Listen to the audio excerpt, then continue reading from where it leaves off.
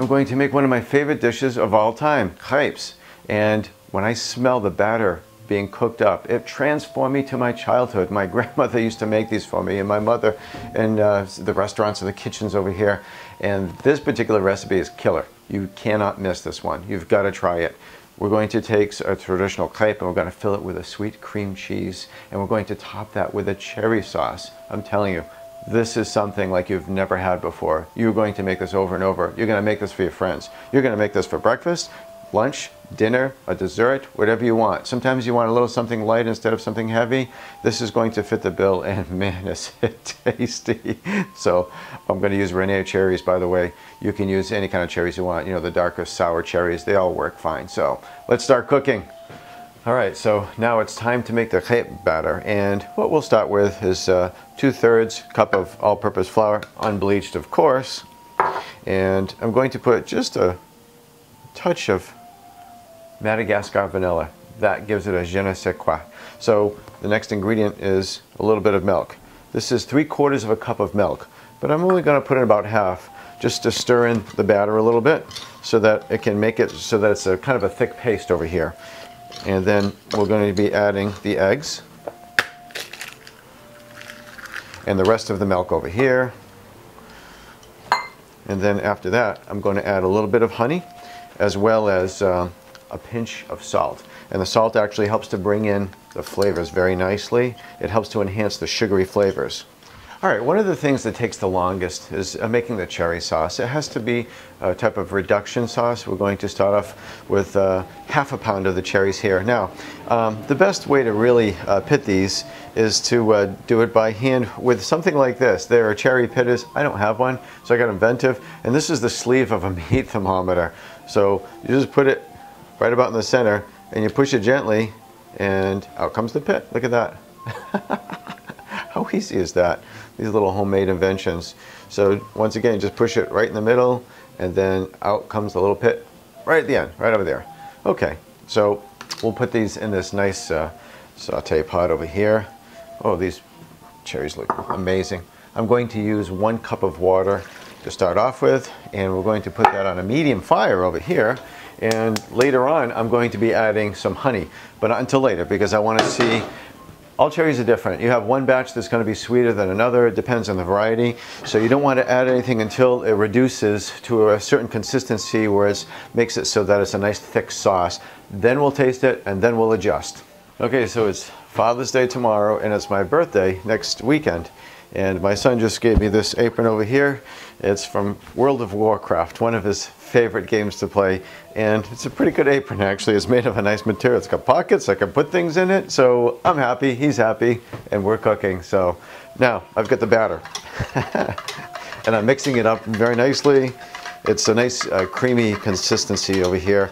And you know, it's not a bad idea to let it rest for a while on the counter for about up to an hour or so. And that way it thickens up a little bit and you keep on stirring it. Okay, it's perfect. So I'm going to put a little bit of butter on my crêpe pan. Okay, so I put some more butter on the pan. Lots of butter with the crêpes. You want to make sure that they don't stick. And then we'll pour a little bit right in the center over there. And we'll just, once again, roll it around a little bit over here. You can make bigger or smaller crêpes depending on your need. This one's ready to flip over. This is going to take 30 seconds on this side. It is so thin. Meanwhile, some sherry is going to go into my cherry sauce. And that's going to give it a wonderful flavor. Another little secret. See, 30 seconds, it's done. Time for the next crêpe. It is now time to taste the cherry sauce. It's thickening up slightly. It takes a while for this to occur, actually, because, well, that brandy kicks it up. It's, excuse me, sherry.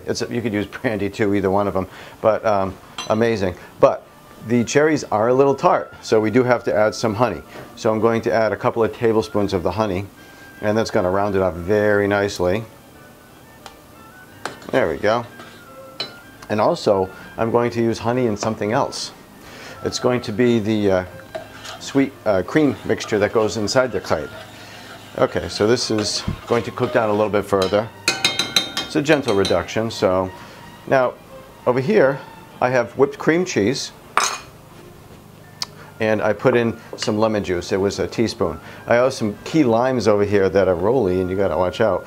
This is an old-fashioned zester. I kind of like these when we're using smaller amounts, or a tiny little piece of fruit like this over here, so you have better control. So I'm going to put a little bit of zest from this key lime, and that's gonna ramp it up a little bit too. The flavors are, ooh, the aroma when you kick into one of these little key limes, woo, it's amazing. All right. Let's do a little bit of honey also over here, because once again it's supposed to be a sweet cream cheese center. So we'll mix that up a little bit, and we're going to fill our crêpes with these. Meanwhile, the crêpes are resting, and everything is going to be ready in about 10 minutes. Okay, so the cherry sauce is boiling down very nicely, but I'm going to thicken it up with a little bit of a roux. Thickens it within about 20 seconds. So I'm going to lower that because it's pretty much done. So I just want to keep it warm at this point. Ooh, looks great. Okay. Next, we're going to fill our crêpe. So we have that sweet cream cheese mixture over here, and we're going to put a dollop right in the middle. Yeah, maybe a little bit more. Okay. And we're going to roll that up. Now, when you make a crêpe, sometimes one side gets a little bit more toasty than the other side, and that's okay. So what you can do is you can make that the inside. And so I've got it rolled up, and I'm going to put it right back in the crêpe pan to warm up that center a little bit, the cream cheese, so that it's not room temperature or cold. So it's going to be oozing a little bit out when you cut into it, and just glorious. Almost ready, guys. Okay, we are done. Use the asbestos fingers to take off the crêpe. And it looks glorious over here. The cherry sauce looks phenomenal. And we'll put it in the opposite direction, layer it so that it's a cross-style fashion over here. Ooh. Wow, the aromas. We can put a little thyme on there, a little oregano for adornment. Now, once again, one of my favorite meals. That takes me way back to when I was a child. The aromas in this kitchen, the flavors are absolutely... This is one meal you do have to try. It has tremendous tradition, and the flavors are beyond compare. Have it as a snack, has it breakfast, lunch, dessert, whatever you like. It really doesn't much matter. And great with a cup of coffee. So enjoy this very traditional dish from my heritage, and enjoy cooking in the kitchen with your family and your friends, and build memories that'll last a lifetime. Take care.